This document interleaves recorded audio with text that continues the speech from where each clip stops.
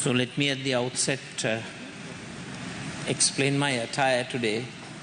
I'm wearing this shawl to express my solidarity to attain peace in the Middle East and also peace and security worldwide.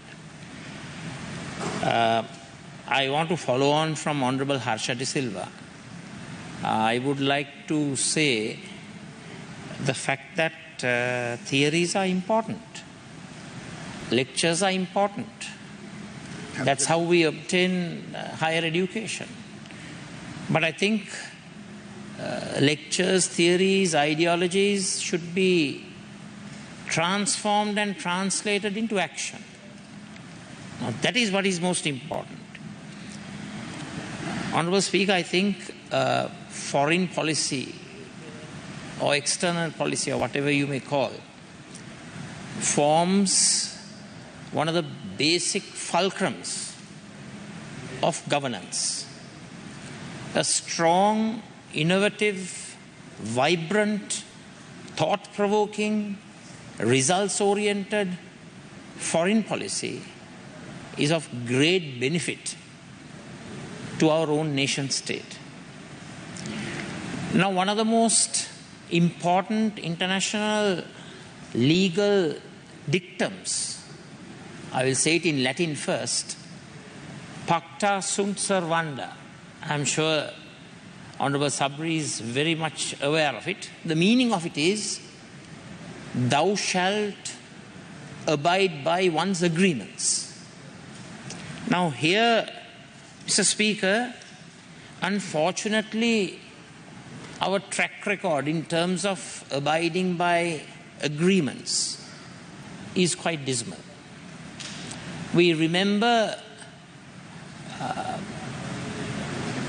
in 2019, soon after the end of the war, there was a joint statement signed by the then UN Secretary General and the then President, His Excellency Mahinda Rajapaksa.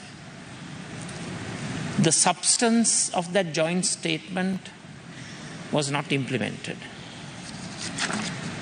The Lessons Learned and Reconciliation Commission, LLRC, the Consultation Task Force on Reconciliation Mechanisms, Udulagama Commission, Paranagama Commission. Now, in all of those instances, unfortunately, Sri Lanka abrogated its responsibility of abiding by agreements. Pacta sunt servanda. Abiding by agreements is of the essence in a credible foreign policy. In foreign policy, credibility is very important. Whether the agreements are oral or whether they are written. Now, we have been a signatory to protect human rights, civic rights, political rights, economic, social, cultural, religious rights. But unfortunately, in the domestic jurisdiction, the government has embarked on a so-called online safety bill and also an anti-terrorism bill, which destroys the very essence of democracy: freedom of speech, freedom of thought, freedom of affiliation to political parties, expressing one's vision, wishes. So I think it's very important that Sri Lankan foreign policy in actual fact walks the talk. කියන දේ කරන විදේශ ප්‍රතිපත්තියක් ක්‍රියාත්මක කිරීම අතිශයින්ම වැදගත්. The sine qua non for a successful foreign policy, the indispensable requirement for an achievement-oriented foreign policy is credibility. We need to have international credibility, and we need to have domestic credibility. So I think we have to commit ourselves to protect the human rights. Today I am wearing this shawl as a symbol of Sri Lanka's wish for international peace and security, and peace and security in the Middle East. We condemn unconditionally the attack on civilians, and those attacks perpetrated by all actors and stakeholders on both sides of the divide. We condemn those heinous attacks. අපි තරයේ ප්‍රතික්ෂේප කරනවා civil ප්‍රජාව කේන්ද්‍ර කරගෙන මේ අර්බුදේ දෙපැත්තෙම ඉන්න කණ්ඩායම් වලට civil ප්‍රජාව පලිහක් කරගෙන මේ එල්ල කරන්නා වූ මේ දැවැන්ත ප්‍රහාරවලට මව්වරුන් දරුවන් සිවිල් පුරවැසියන් මිය යෑම ඝාතනය වීම සමූල ඝාතනය සංහාරයන් ඒ සියල්ලක්ම අපි ප්‍රතික්ෂේප කරනවා. මම මේක ඇඳගෙන එනකොට ලොබි එකේ ඉඳලා එනකොට උතුර නියෝජනය කරන ගරු මහජන මන්ත්‍රීවරයෙක් මගෙන් අහුවා මේක අඳින්නේ මේ පලස්තීන ජනතාව වෙනුවෙන් විතරද කියලා. මං කිව්වා නෑ. මේක අඳින්නේ ලෝක සාමය වෙනුවෙන්. මොකද ලෝක සාමයෙන් තමයි ලෝක ස්ථාවරත්වයක් ඇති වෙන්නේ. You need to have international peace for international stability. එතකොට මම පැහැදිලිව කියන්නට ඕන රට තුල සාමය ස්ථාපනය කරන්නට අපේ රටේ ජාතිවාදය ජාති භේදය ආගම්වාදය ආගම් භේදය කුමන ජන කොට්ටාසේ ක්‍රියාත්මක කරත් අපි ඒක තරයේ ප්‍රතික්ෂේප කරනවා. We need to have Sri Lankanism. අපිට අවශ්‍ය ශ්‍රී ලාංකිකත්වය සහ සද් ජාතිකත්වය. දැන් අපිට අහන්නට ලැබුණා නිදි මරාගෙන වැඩ කරනවලු ඔබතුමාගේ අමාත්‍යාංශයට සම්බන්ධ නිලධාරීන්. ඒ කාර්යක්ෂම සේවාවක් කරන සියලු දෙනාටම අපේ ප්‍රසාදය පළ කර සිටිනවා.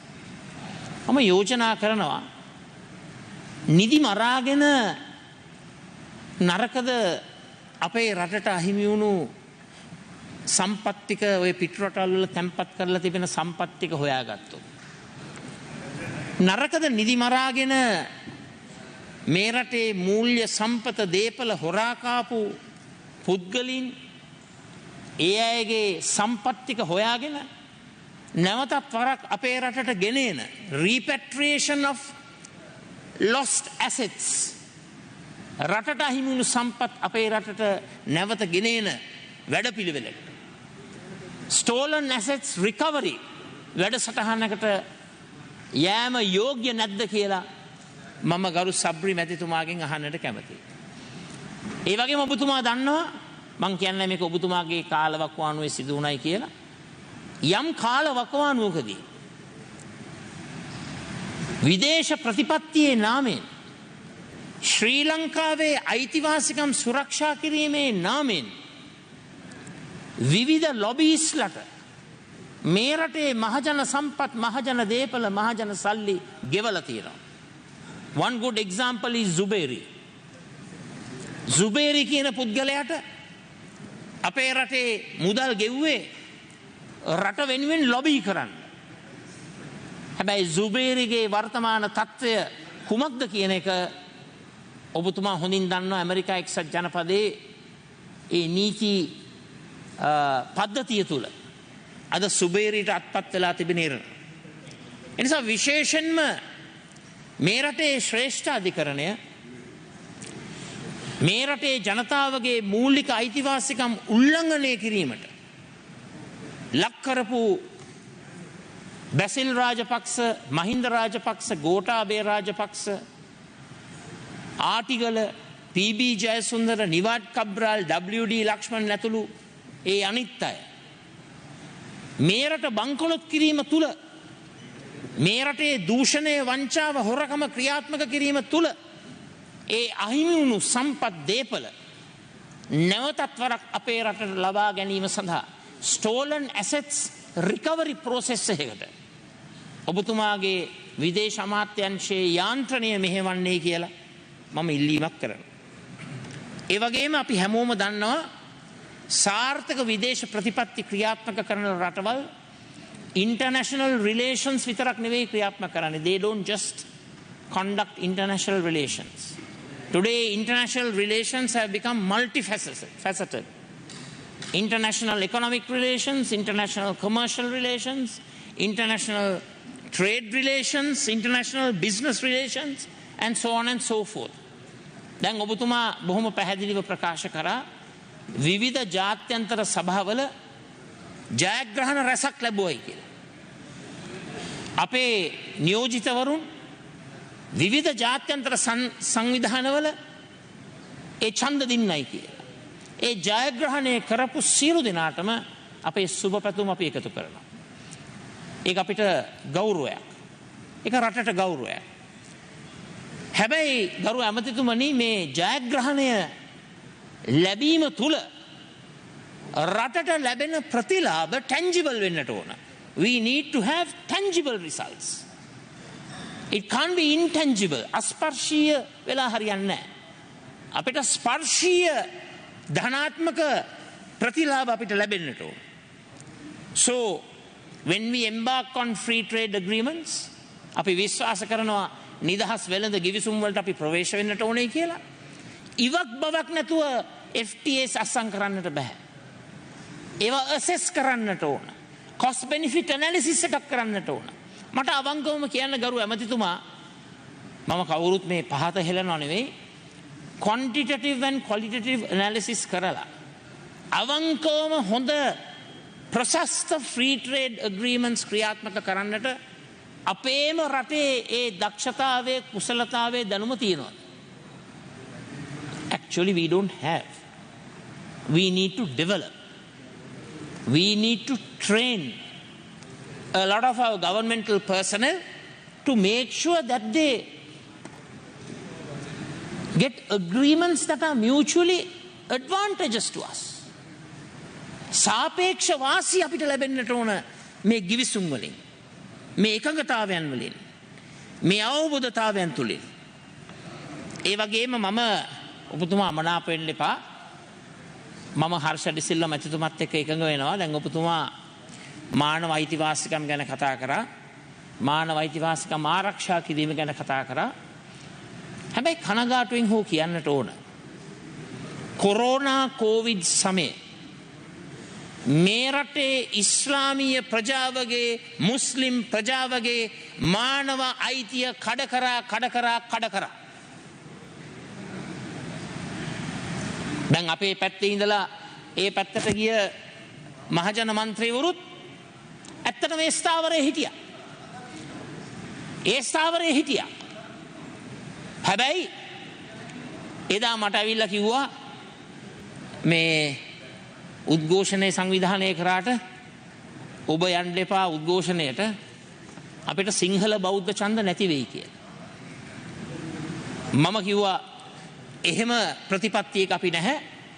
සිංහල හෝ වේවා, මුස්ලිම් හෝ වේවා, දමිළ හෝ වේවා, බර්ගර් හෝ වේවා, කුමන ජාතියකට අයිති වුණත් මේ ශ්‍රී ලාංකිකත්වයේ කියන ප්‍රතිපත්තිය තුල අපි ඉන්නවා.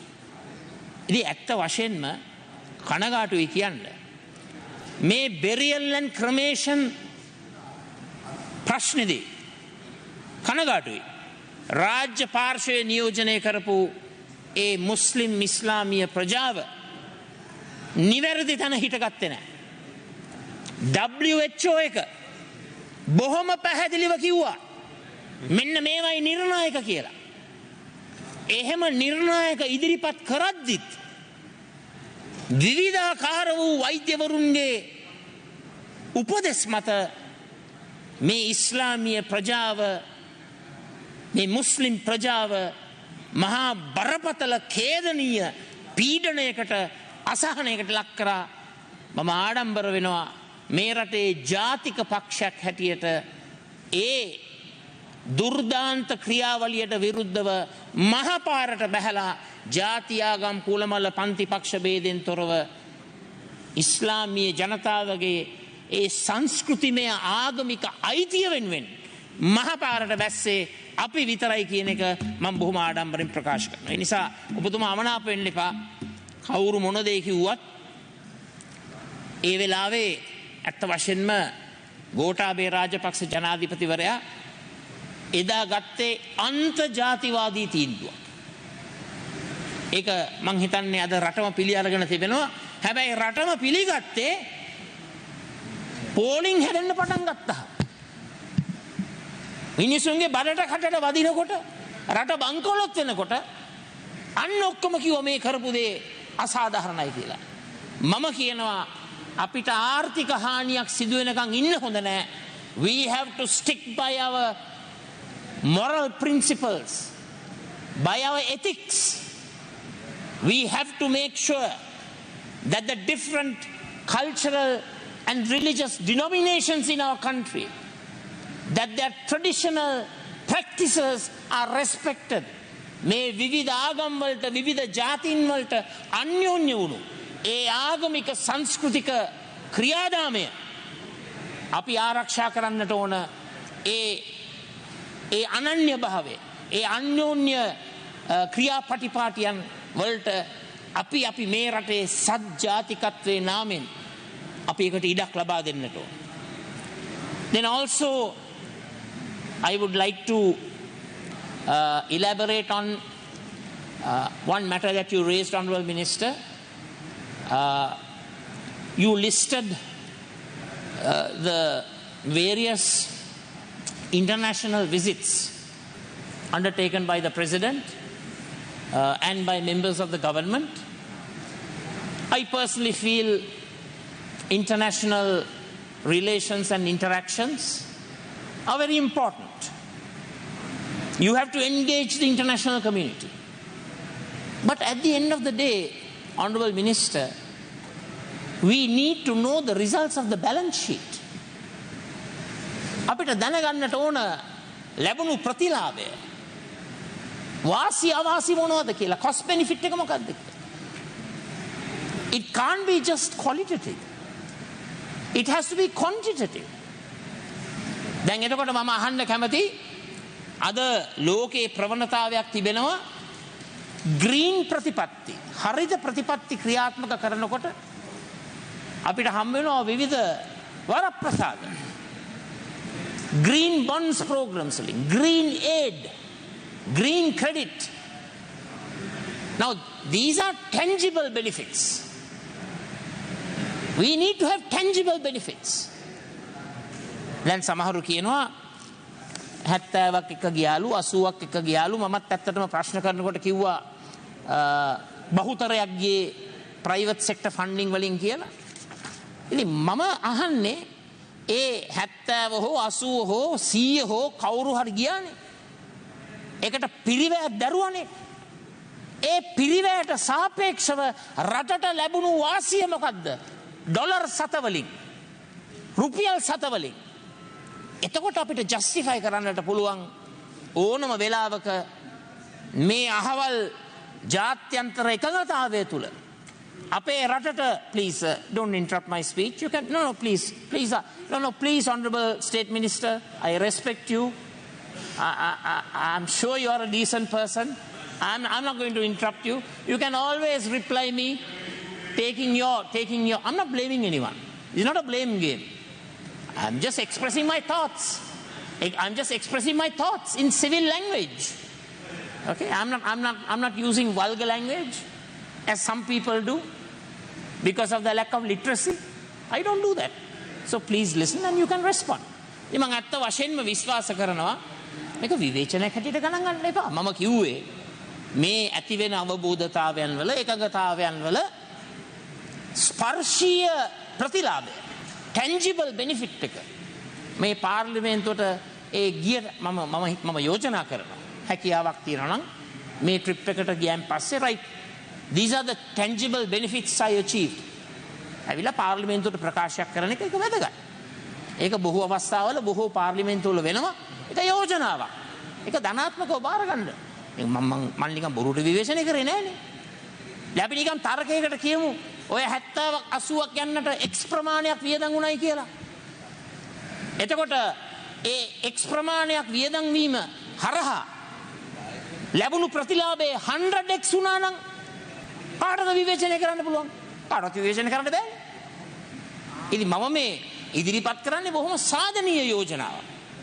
So I would like to use this opportunity, Honorable Minister, we on this side of the aisle, we believe in the two-state solution as far as the Israeli-Palestinian issue is concerned. Throughout history, you have had the War of Independence, you had the 1956 Suez War, you had the, if I remember correct, 1967 Six-Day War, 1973 Yom Kippur War, and in the latter part of the 70s and the early 80s, you had several wars in Lebanon. As a result of that, you had many agreements. You had Camp David Agreement, Oslo Accords, Abraham's Accords. Many politicians, both Israelis and Palestinian, who have been in the extremes, have come to the middle. Yasser Arafat, Camp David Agreement එකට අත්තල් දැනගත්තා. මෙනාකම් බේගින් සමග යසර් අරෆත් ආයුධ අතට අරගෙන සටන් කරපු පුද්ගලෙක්. මෙනාකම් බේගින් ඊශ්‍රායලයේ නායකයා හැටියට බොහොම යුදමය ක්‍රියාදාමයේ ශක්තිමත්ව ක්‍රියාත්මක කරපු පුද්ගලෙක්. හැබැයි කැම්ප් ඩේවිඩ් එකේදී එකට එක වුණා. ඒ වගේම ඔබතුමා දන්නවා මගේ මතක හැටියට ඒත් යසර් අරෆත් සහ ඉත්ස්ටාක් රබින් එතන අන්වර් සදාත් ඊජිප්තුවේ ජනාධිපතිවරයා. ඔහුට මොකක්ද උනේ? ඔහුව වෙඩි තියලා මැරුවා අන්තවාදීන්. මොකද ඉත්ස්ටාක් රබින්ට උනේ? ඊශ්‍රායලයේ අග්‍රාමාත්‍යවරයා. ඔහුවත් වෙඩි තියලා මැරුවා. ඉතින් ඇත්ත වශයෙන්ම මේ පලස්තීන ප්‍රශ්නයේදී මේ සිවිල් ප්‍රජාවට මේ කොන්ෆ්ලික්ට් එකේ සිවිල් ප්‍රජාවට සිදුවෙන හානිය පිළිබඳව අපේ බලවත් කනගාටුව පළ කරනවා. Resolution 242338 කියලා internationally accepted convention එකක් තිබෙනවා, agreement එකක් තිබෙනවා, අවබෝධතාවයක් තිබෙනවා. ඒක two state solution එකක්. ඊශ්‍රායලයට බෑ බලහත්කාරයෙන් two state solution විසඳුම විනාශ කරන්නට අලුතෙන් ගිහිල්ලා occupied territories වල නව ජනාවාස හදන්න. ඒක වැරදි. ඒ වගේම නිදහස් සටනේ නාමෙන් සිවිල් ප්‍රජාව මිනිස් පලිහක් කරගෙන යුදමය ක්‍රියාදාමයන් වලට යෑමත් ඉතාමත්ම වැරදි දෙයක්. එනිසා මම පැහැදිලිව කියන්නට ඕන අද බොහෝ ලෝකයේ බලවත් රටවල් අපිට පේනවා මේ ප්‍රශ්නේදී පැති අරගෙන තිබෙනවා. ඒ පැති අරගෙන අපිට පේනවා පොඩි ඉම්බැලන්ස් එකක්. ඊශ්‍රායලයේ පැත්ත තමයි අරන් තියෙන්නේ. ඒ නිසා තමයි මම බොහොම වගකීමෙන් මේ පලස්තීන ජනතාවගේ සොලිඩැරිටි එක ඉස්මතු කරන්නට මම මේ ෂෝල් එක ඇඳගෙන ආවේ. හැබැයි අපි විශ්වාස කරනවා හොඳට අවබෝධ කරගන්න අමතක කරන්න එපා යුදෙව් ජාතිකින්ට හිට්ලර් කරපු දේ අවුෂ්විට්ස් වැනි ඒ කොන්සන්ට්‍රේෂන් කැම්ප්ස් ට්‍රෙබ්ලින්කා වැනි කොන්සන්ට්‍රේෂන් කැම්ප්ස් වල දෙවෙනි ලෝක සංග්‍රාමයේ නියුරම්බර්ග් ට්‍රයල්ස් වල අපි දන්නවා යුදෙව් ප්‍රජාවට කරපු විනාශය. හැබැයි අපි අවබෝධ කරගන්නට ඕන අරාබි සමාවෙන්න පලස්තීන ජනතාව ජීවත් වුණු පලස්තීනය කෑලිවලට කඩලා තමයි මේ හිට්ලර්ගෙන් විනාශයට පත්වුණු යුදෙව් ප්‍රජාවට පලස්තීනයේ කොටස ලබා දුන්නේ. ඒ අසාධාරණය ඒක ලෝක සත්‍යයක්. හැබැයි දැන් අද මහ පොළොවේ යථාර්ථයක් තියෙනවා. මේ මහ පොළොවේ යථාර්ථය තුල ගාසා ස්ට්‍රිප් එක, වෙස්ට් බැංක් එක, ගෝලන් හයිට්ස් ඒවා කේන්ද්‍ර කරගෙන අපි විශ්වාස කරනවා පලස්තීන රටක් බිහි වෙන්නට ඕන. ඒ බිහි වෙන පලස්තීන රට තමන්ගේ එහා යාබද රට ඊශ්‍රායලයත් සමග සහෝදරත්වයෙන් යුදමය තත්ත්වයකින් තොරව කටයුතු කරන්නට ඕනේ කියන එකත්, ඒ වගේම ලෝකෙට අපි මේ ඉදිරිපත් කරන සංහිඳියාව අපේ රටෙත් ක්‍රියාත්මක වෙන්නට ඕන. දැන් අපිට මතකයි ජනාධිපතිතුමා කියනවා මම හිතන්නේ ගිය අවුරුද්දේ මේ අවුරුද්දේ පෙබරවාරි මාසෙ වෙනකොට උතුරු නැගෙනහිර තිබෙන ඒ ගැටලු වලට විසඳුමක් ලබා දෙනවායි කියලා. තාම මේ විසඳුම ලැබුණ නැහැ. නමුත් අපි විශ්වාස කරනවා මේ ප්‍රශ්නය ලේසි ප්‍රශ්නයක් නෙවෙයි. ඒක සංකීර්ණ ප්‍රශ්නයක්. කවුරු ආණ්ඩුවල හිටියත් ක්ෂණික විසඳුම් දෙන්න බෑ. නමුත් අපි යෝජනා කරනවා මේ උතුරේ නැගෙනහිරේ ජීවත් වෙන දමිළ මුස්ලිම් සහ සිංහල ප්‍රජාව, ඒ වගේම රටේ සෙසු ප්‍රදේශවල ජීවත් වෙන අපි සියලු දෙනාම එක්සිත්ව එක්සත්ව ඒකීය රටක් තුල ස්වෛරී ශ්‍රී ලංකාවක් ගොඩනගන්නට අපි හැම වෙලාවෙම කටයුතු කරන්නට ඕන. අවසාන වශයෙන් ගරු විදේශ ඇමතිතුමාගෙන් ඉල්ලීමක් කරනවා, අපේ රටේ හොරා කාපු සම්පත්, විදේශ රටවල තැන්පත් කර තිබෙන සම්පත් නැවතත් වරක් අපේ රටට ගෙන එන්නට, රීපැට්‍රියේට් කරන්නට stolen assets recovery වැඩසටහනකට ඔබතුමා මුල පුරන්නේ කියලා යෝජනා කරමින්, විශේෂයෙන්ම මම දැක්කා මේ ක්‍රොස් ටෝක් එකක් යනවා ඔබතුමයි හර්ෂ ඩිසිල්ල මැතිතුමයි අතර. මම හිතන්නේ ඔබ දෙපළම බොහොම උගත් බුද්ධිමත් පුද්ගලින්.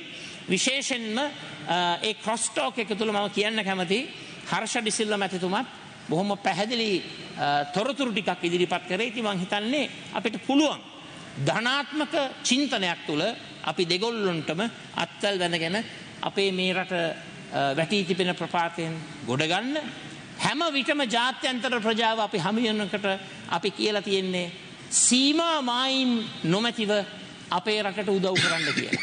හැබැයි අපි හංගන්න යන්නේ නැහැ. ඒ වගේම අපි කියලා තියෙනවා මේ රටේ good governance ක්‍රියාත්මක වෙන්නට ඕන. online safety bill එකක් කියාගෙන good governance කරන්න බෑ. ඔය කියන anti terrorism bill එක ඉතාමත්ම පීඩනකාරී bill එකක්.